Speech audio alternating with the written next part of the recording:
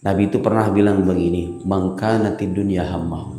Siapa orang yang menjadikan dunia sebagai cita-cita hidupnya. Pokoknya dia hidup tujuannya nyari duit, selesai.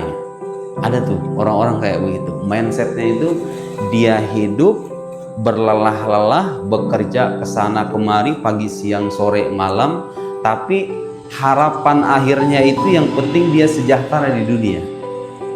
Dan Nabi bilang, kalau orang hidupnya semata-mata untuk cita-cita duniawi semata, maka nanti dunia hamba.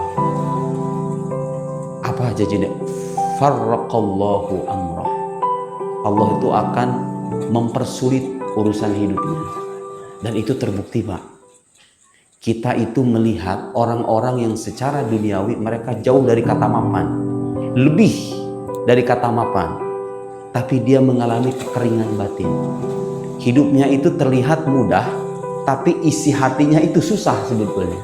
Nabi bilang kalau orang hidupnya untuk kepentingan duniawi saja, urusannya akan dipersulit. Wa ja'ala faqrahu baina ainai, dan kefakiran itu akan tampak di hadapan kedua matanya.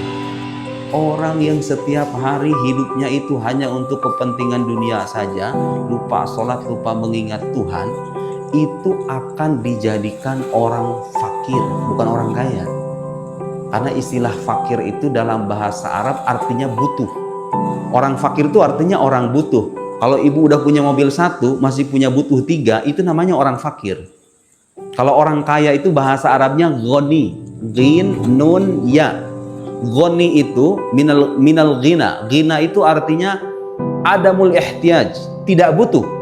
Di orang ketika hidup tidak punya banyak kebutuhan, saya cukup begini aja. Itu orang kaya sungguhan dalam pandangan agama. Jadi kalau orang bergelimang harta, Bu, tapi hatinya butuh terus menerus, itu namanya orang fakir.